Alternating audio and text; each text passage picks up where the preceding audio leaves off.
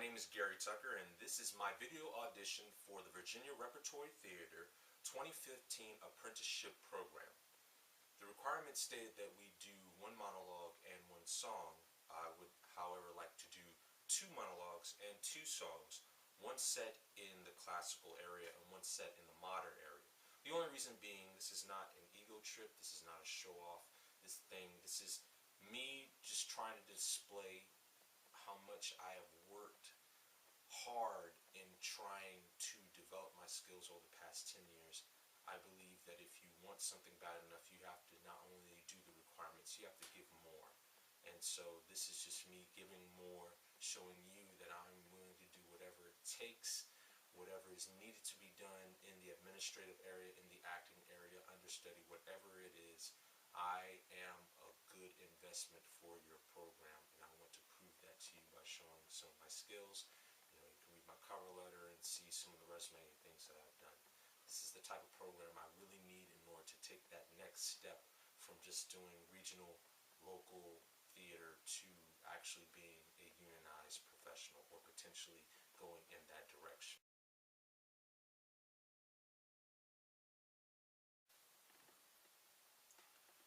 Poor Judd is dead, poor Judd Fry is dead. All gather around his coffin now and cry.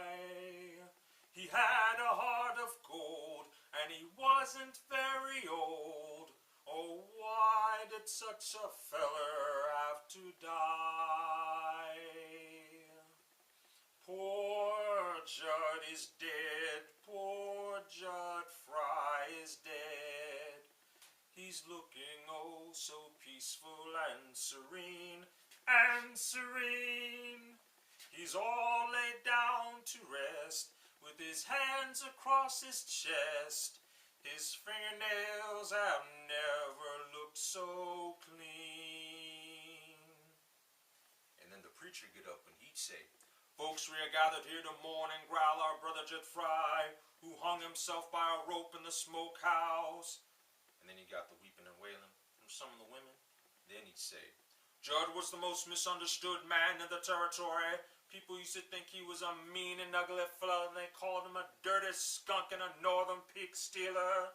But the folks that really known him, known underneath those dirty shirts he always wore, he had a heart as big as all outdoors, as big as all outdoors. Judd Fry loved his fellow man.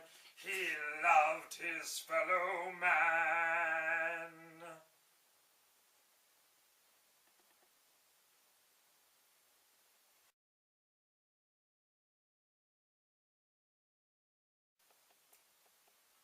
With a little love and some tenderness, we'll walk above the water, we'll rise above the mess. With a little peace and some harmony, we'll take the world together, take it by the hand, 'cause I got a hand for you, and I want to run with you. Yesterday, I saw you standing there. Your head was down, your eyes were red, no comb had touched your hair, and I said, "Get up and let me see you smile. We'll take a walk together, walk the road a while, 'cause I got a hand for you, I got a hand for you, and I want to run with you, I want to run with you.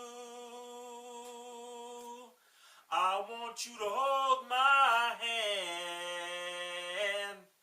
I want to take you to the place where you can be anything that you want to be. And I want to love you the best that I can.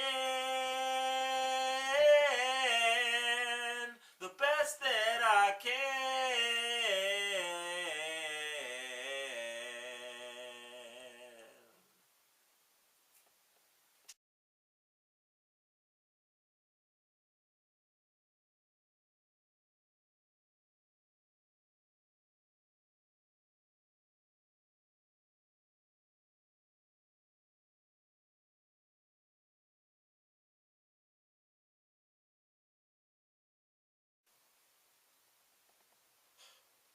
sooner this sword shall plow thy bowels up.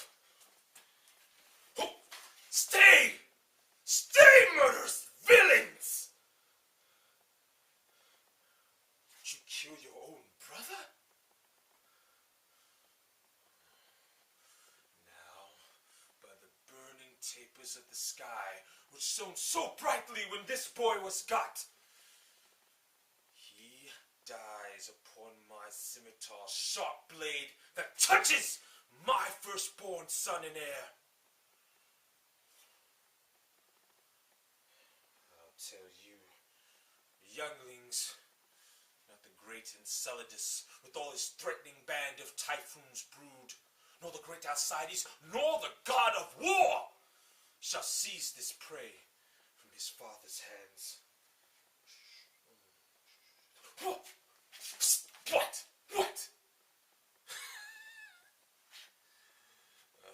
Ye sanguine, shallow-hearted boys, ye white-lined walls, ye alehouse-painted signs.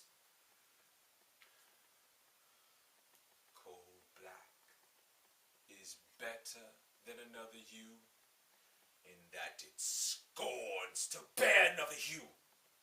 For all the water in the ocean can never turn the swan's black legs to white, although she laved them hourly in the flood. Tell the empress from me, I am of age to keep my own.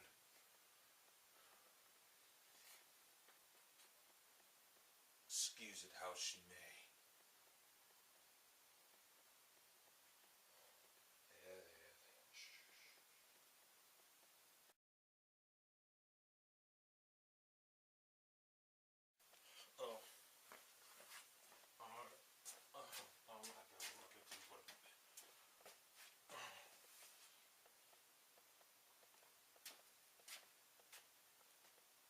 I think I just killed Chuck. I mean, I don't know for sure. I mean, he's just lying out there. He's not even moving. I don't even think he's breathing. Oh no. I mean, I was on the roof with Marissa, you know, and they were talking, laughing, having a great time. I tell her that she reminds me of Son of Lathan. You know, I tell her that I love poetic justice. Who knew those would have been the magic words? Next thing I know, her clothes are off and we're loosening roof shingles like there's no tomorrow.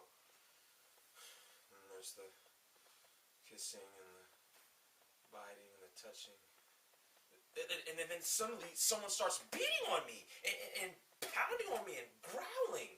Yeah, growling. And I look up and it's Chuck. And I'm like, whoa, dude, what's the problem? And then he says, the problem is, man, you're screwing my girlfriend. Whoa, what? So I turn to Marissa and I'm like, you're someone's girlfriend? And she says, no. Come to find out that you know, Chuck only wishes that she was his girlfriend. But in actuality, she's like his cousin or something. And so he's got, you know, all the feelings of, guilty feelings of about wanting her and stuff. And then he starts crying. Yeah, oh, great. Thank you. That kills the mood. Marissa puts on back her clothes, you know, she walks down, back through the window, back to the party, and I'm left with Chuck. Blabbering, whining, crying, Chuck! And then he starts going on about how he's a total screw up, you know, and maybe he should just throw himself off the roof. And for a split second, I'm thinking, yeah, throw yourself off the roof! Do it! But I don't say that. I say, hey, buddy, it's gonna be all right. You know, you'll find another girl. Just maybe not your cousin. Huh? And then I give him a friendly slap on the back. You know, I mean, a nice manly pat. Yeah, I mean, he looked heavy. I mean, he'll nearly go flying.